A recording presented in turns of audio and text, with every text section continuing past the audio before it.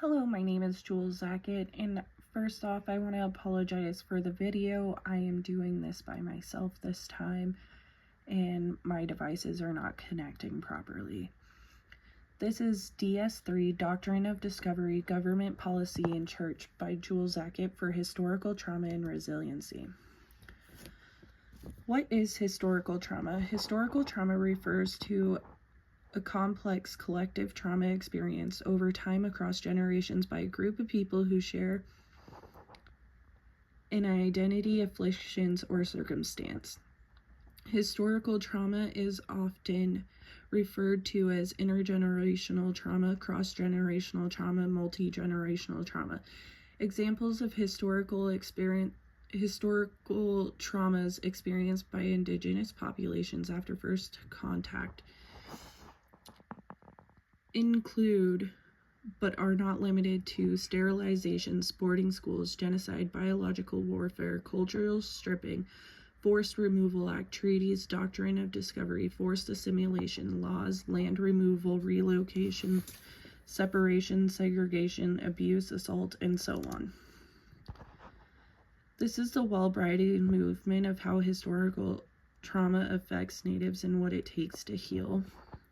In this corner, it's the vision of change, and then the medicine wheel with change, recognize, acknowledge, forgive. And here it's there as well: forgive the unforgiven, healing, unite, hope, tradition, traditional families, warriors, healthy elders, sober leaders, healthy young youth, and healthy men.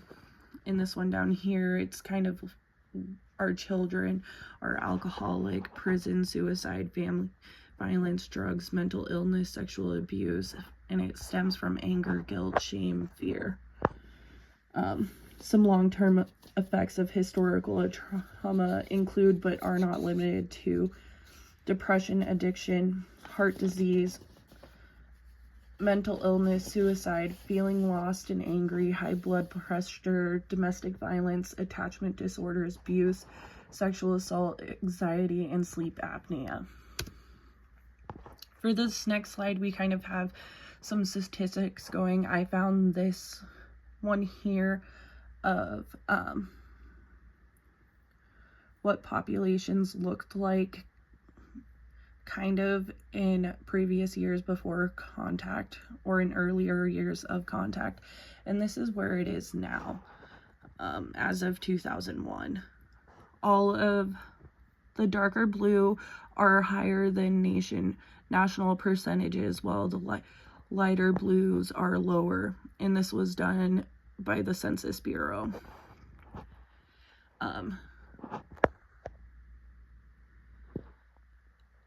As of a study done according to the latest census, 2.9% of Americans claim to be Native American or Alaskan American.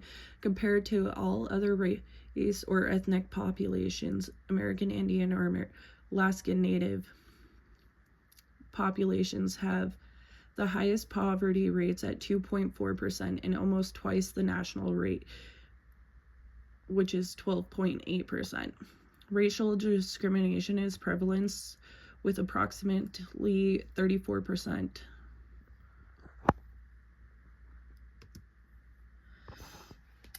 In this slide, I have pictures of what assimilation looked like. You can see here, he went from traditional wear, clothing, long hair, that isn't cut until a death, a significant loss in the family. And here he's in a suit, cotton, hair combed short. Here it kind of shows what it went from traditional to not Western. And then here is an overview of a school building of St. Paul's Mission School near Hayes, Montana, on Fort Belknap Indian Reservation.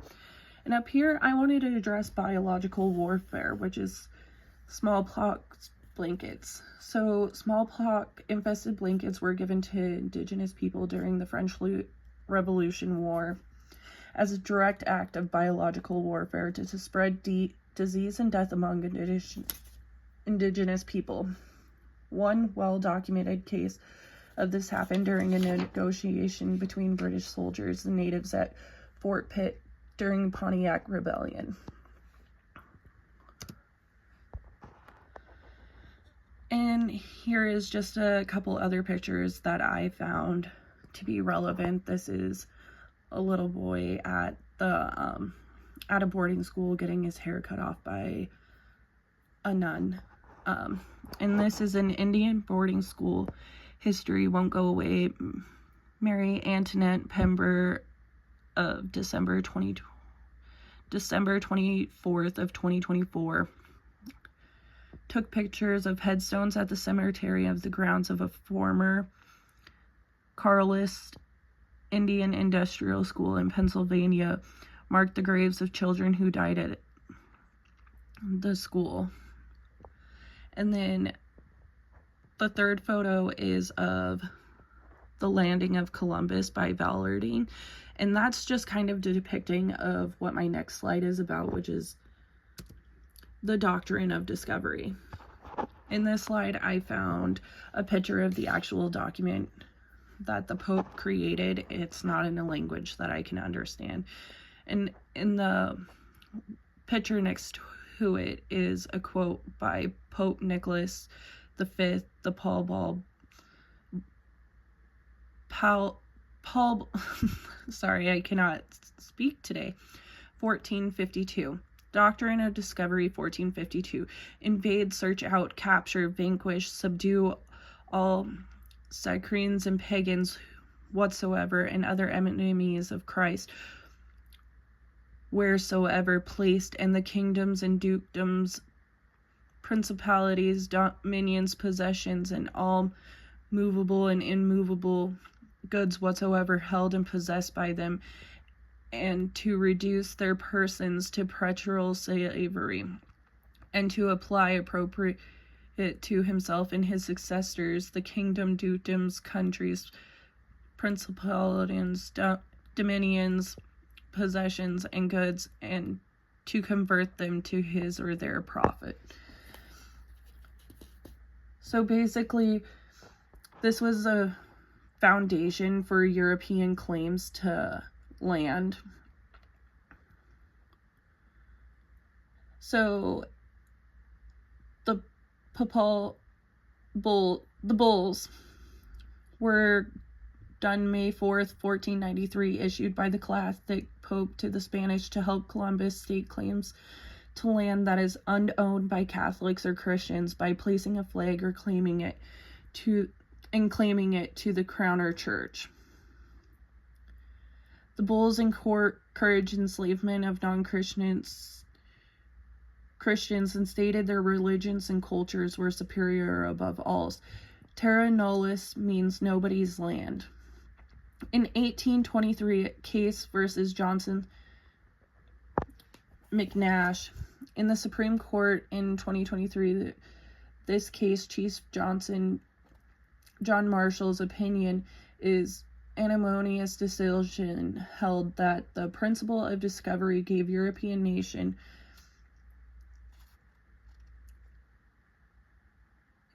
an absolute right to New World's lands. It is essential American Indians only had the right to occupy, which could be abolished. The Gilder Lehrman Institution of American History quoted this, and that is where I got that from. This page is about the Indian Removal Act and Trails of Tears. IRA passed in 1830, which allowed the president to exchange and take lands, which resulted in forced removal, uprooting, and migration of many eastern tribes west of the Mississippi River. This act was the cause of the Trail of Tears, where approximately 100,000 natives were forced to leave their homes and walk approximately 5,045 miles across 9 states, which about 15,000 Native Americans died along this journey. And so this is the order that was given, and it's a document that was signed, and it was to the Cherokee agencies. This is a map of what the Trails of Tears looked like, and this is just kind of what Indian lands for sale, get a home, of your own, and it's just listing out prices and stuff. Next, we have the American eugenics movement, which was from 1907 to 1939. The American eugenics movement has limited documentation of its impacts on Native women, especially when it comes to the coerced or forced sterilization of them. Coerced sterilization refers to the practice of sterilizing Indigenous women without free or informed consent. Lee Sun Jae, 2021. Women and men of color were primarily the target of this movement, not only because of race, culture, and skin culture, but also because of poverty, how many children they had, mental health issues, medical issues, and plainly just because they weren't white. The act of genocide state documents 580 sterilized across Canada in Indian hospitals between 1970 and 1975, and between 1966 and 1976 it's estimated that more than 1,200 sterilizations, approximately 1,150 Indigenous women and 50 remaining men of undocumented sex were sterilized. And from 1966 to 1976, more than 70 sterilizations were performed on women in Nunavut. Lee Sun Jae, 2021.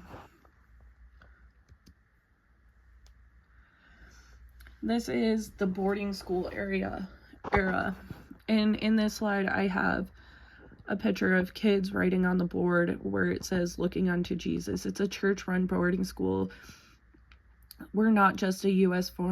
phenomenon here. A class in penmanship is underway at Red Deer Indian Industrial School in Red Deer, Alberta, Canada in 1914 or 1919 United Church of Canada Archives.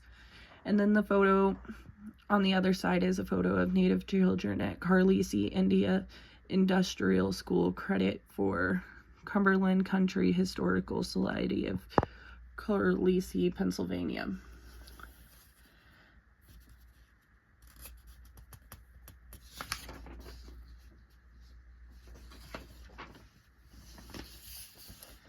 Now, in this act, there were over 523 government-funded boarding schools, and most of them were church-led from the 19th century into the 20th century.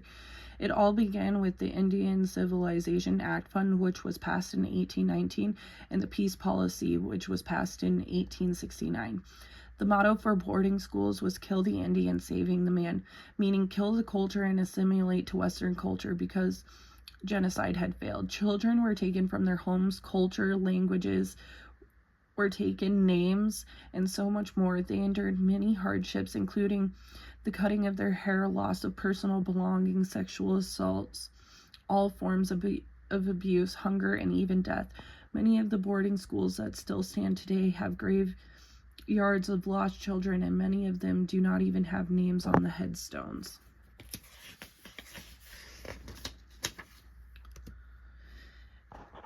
And this picture just spoke volumes to me of a news article called "The Trial of Broken Treaties." And I wish I could read it because honestly, it's just the title alone is so impactful, especially to what we were talking about today. And here is my reference list for where I got all of my information and citations. Thank you so much, and I hope you have a great day and you have enjoyed this video.